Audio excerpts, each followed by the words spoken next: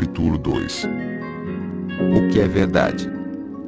Um pouco de conhecimento é uma coisa perigosa. Essa observação nunca me pareceu particularmente sábia ou profunda, mas ela se mostra muito apropriada no caso específico de um pouco de conhecimento em filosofia, como ocorre com frequência. Um cientista que cometa a temeridade de pronunciar a palavra começada com verdade, provavelmente irá se deparar com uma modalidade de importunação filosófica que tem mais ou menos o seguinte teor: a verdade absoluta não existe. Cometemos um ato de fé pessoal quando afirmamos que o método científico, incluindo a matemática e a lógica, é o caminho privilegiado para a verdade. Outras culturas talvez acreditem que a verdade deve ser buscada nas entranhas de um coelho, ou nos delírios de um profeta no alto de um mastro. É somente a nossa fé pessoal na ciência que nos leva a favorecer nosso tipo particular de verdade. Essa vertente de filosofia delirante é conhecida como relativismo cultural. Ela é uma das fashionable nonsense, baboseiras da moda, detectadas por Alain Sokal e Jean Bricmont, ou uma das formas de guerra superstition, alta superstição, de que falam Paul Gross e Norman Levitt. Sua versão feminista é engenhosamente apresentada por Daphne Patai e Noreta Coerti, autoras de Professing Feminism, Cautionary Italis Front Strange Women's Studies, preconizando o feminismo, histórias exemplares do estranho mundo dos estudos da mulher. No campo dos estudos da mulher, os alunos aprendem hoje em dia que a lógica é um instrumento de dominação. As normas e os métodos padrão da investigação científica são sexistas, pois mostram-se incompatíveis com os modos como as mulheres constroem o conhecimento. Essas mulheres subjetivistas encaram os métodos da lógica, da análise e da abstração como um território estrangeiro pertencente ao homem e valorizam a intuição como uma abordagem mais segura e mais fecunda da verdade. De que maneira deveriam os cientistas responder à alegação de que a nossa fé na lógica e na verdade científica não é nada além disso, fé, e não conta com nenhum privilégio, palavra da moda favorita, em relação a outras verdades alternativas? O mínimo que se pode responder é que a ciência produz resultados. Como eu disse no rio que saía do Éden, mostre-me um relativista cultural voando a 10.000 metros de altura e eu lhe mostrarei um hipócrita. Se você está viajando de avião para um congresso de antropólogos ou de críticos literários, a razão pela qual provavelmente chegará ao seu destino, ao invés de despencar num campo cultivado, é que uma porção de engenheiros ocidentais cientificamente treinados acertaram nas contas. A reivindicação da verdade por parte da ciência é fortalecida por sua espetacular capacidade de fazer com que a matéria e a energia pulem dentro das argolas de acordo com os comandos, e de prever o que acontecerá e quando.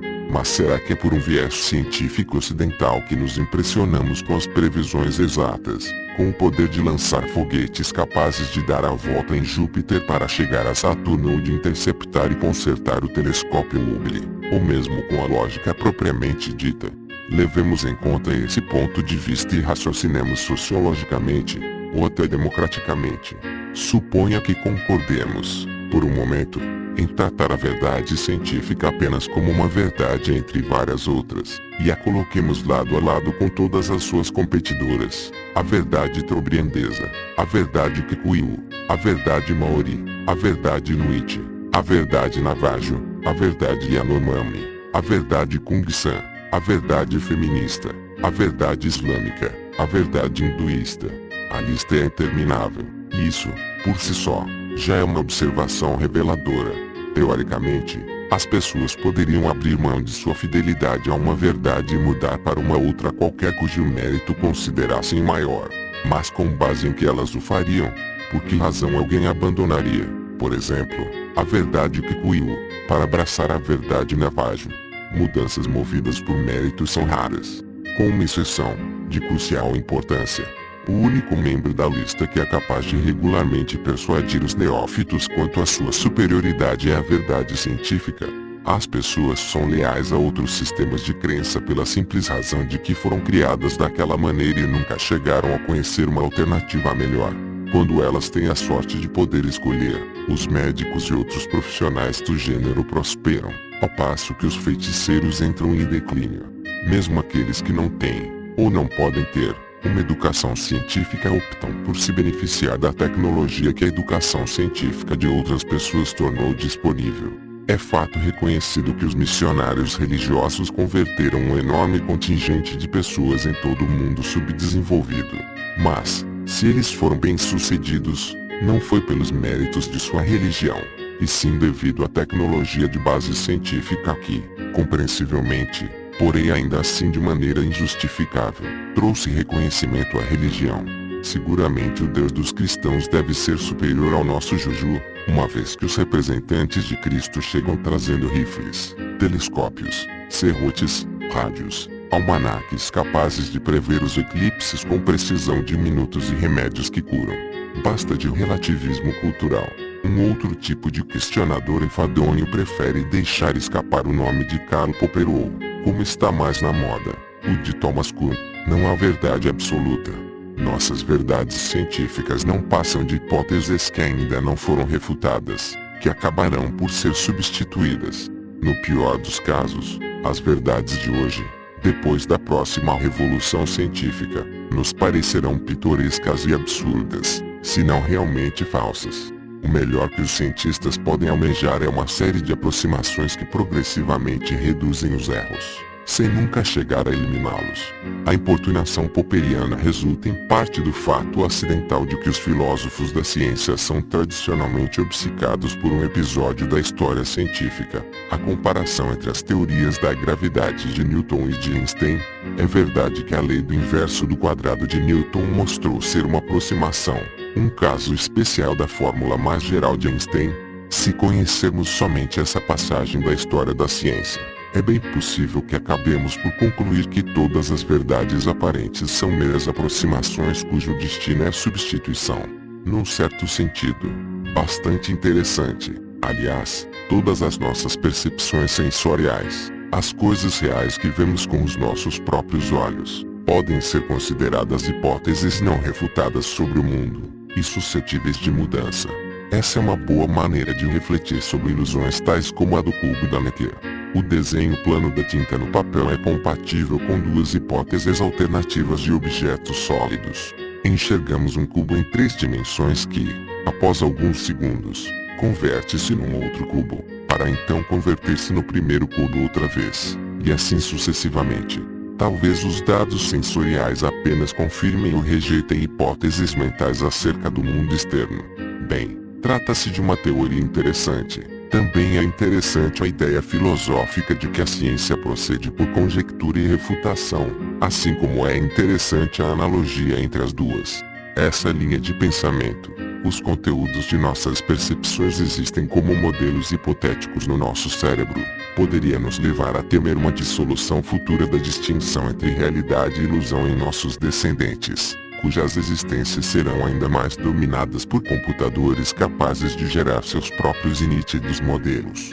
Sem nos aventurarmos nos universos e textos da realidade virtual, já sabemos que os nossos sentidos são facilmente enganáveis. Os prestidigitadores, ilusionistas profissionais, são capazes de nos convencer, se não contarmos com um cético pé na realidade, de que eles têm poderes sobrenaturais. Pessoas que no passado foram notórios prestidigitadores hoje ganham muito dinheiro alardeando seus poderes sobrenaturais, e levam uma vida muito mais próspera do que quando se assumiam abertamente como mágicos.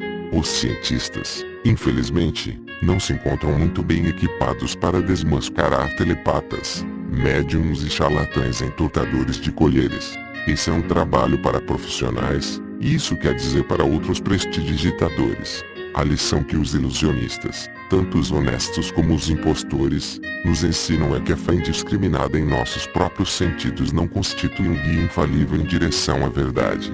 Mas nada disso parece abalar nossa ideia usual sobre o que significa uma coisa verdadeira. Se eu estivesse sentado no banco das testemunhas e o promotor, apontando seu dedo austero na minha direção, perguntasse é ou não é verdade que você estava em Chicago na noite do crime, seguramente não perderia muito tempo comigo caso eu respondesse: o que você entende por verdade? A hipótese de que eu estava em Chicago não foi refutada até o momento, mas é apenas questão de tempo antes que se possa ver que ela não passa de uma aproximação.